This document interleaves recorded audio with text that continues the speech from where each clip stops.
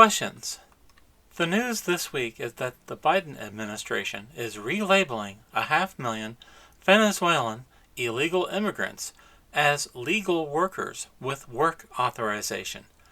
In effect, we are rewarding the communists who overthrew that country's government, who looted all the wealth, and the American taxpayer is handed the bill to pay for their theft. They stole everything, and now we have to pay the consequences. Does that sound fair? Worse, this Biden policy announces to every country around the world that we will take in those who are not, in the words of former President Trump, their best and brightest. The floodgates are open for illegal immigration, precisely as the Democratic Party planned.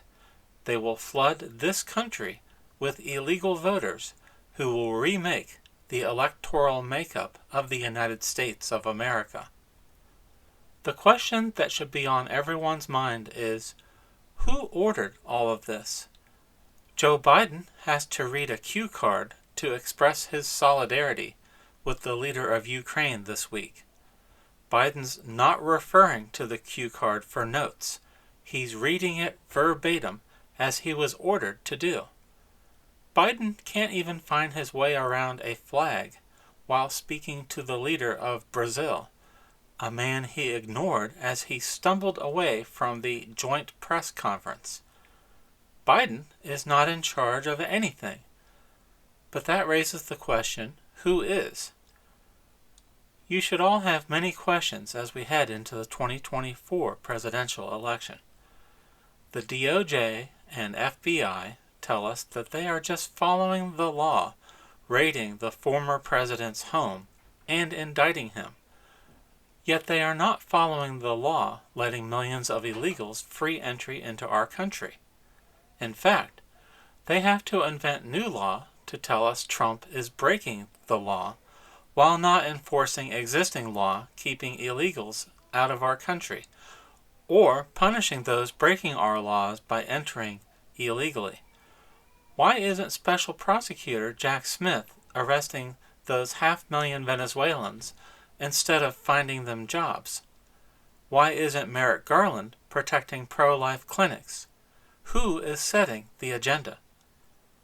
While the president of Ukraine is visiting our country asking for more money, instead of asking for more diplomats, by the way, where is the Republican Party?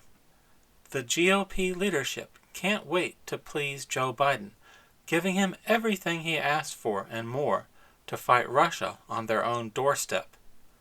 Who does the Republican leadership work for? Not their voters, it would seem. They serve Joe Biden, a man who has continually expressed his derision and contempt for the Republican Party every day that he's been in office.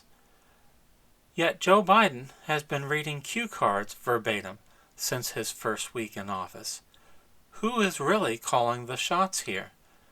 Did Joe Biden really sit around a table ordering this work authorization for Venezuelan illegals? Did he frame the agenda, plan the steps? Was his staff following his cue? Or was Biden told this was happening and brought papers to sign? And if so, who gave the orders for this work authorization? It doesn't seem like Biden knows where he is or what he's speaking on from day to day. I imagine a dark room with a dozen Democrat lawyers seated at a round table. They are pushing various papers onto the desk. Here is the first indictment, one says. This will interfere with Trump's ability to campaign. Then another offers another paper. Here is the next indictment, he says. It will prevent Trump from fundraising from donors.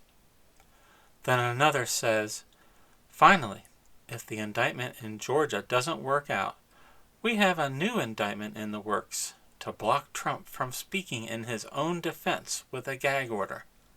The lawyers all nod in agreement. Now Joe Biden has been granted easy deniability that he has anything to do with any of these investigations.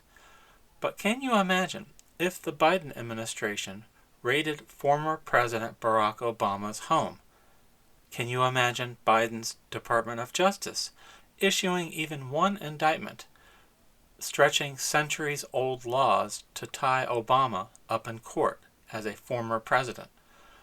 Of course, if that was happening, the Biden administration would be interjecting themselves into the process and blocking any of that from happening. But they expect America to believe they have a completely hands-off connection to these raids and indictments and arrests of the 45th president? I don't think so. Everything points to one basic fact. Barack Obama's entire staff is running our country right now in Biden's first term.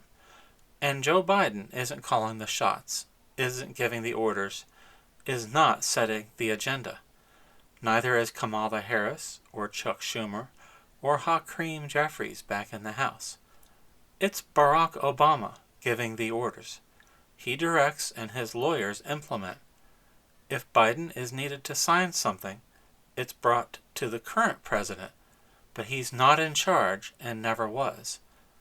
I hate to speak in terms of a conspiracy theory, but if this is an actual conspiracy by Barack Obama's staff, that seems to be the case. It's why they hid Joe Biden in his basement during the campaign, and why he can't handle hour-long interviews as president. Biden is not president. Barack Obama is still acting as president. That's illegal. A president has 2 terms. That's it. Yet Barack Obama is now over 2 years into his 3rd term. Everything the White House puts out about the Biden agenda, or Bidenomics, is a lie. Barack Obama is running the country, and we have an illegal coup and insurrection running things in 2023. That's why they're going after Trump so hard, because they already know they're breaking the law by continuing Obama's administration. So what's a few more broken laws to maintain dictatorial power of the Obama administration? Joe Biden is just a placeholder. As Barack Obama continues to run the country by proxy, America will have more questions building and piling up. Whatever is going on in our nation's capital, it's not democracy and it's not constitutional. Thank you.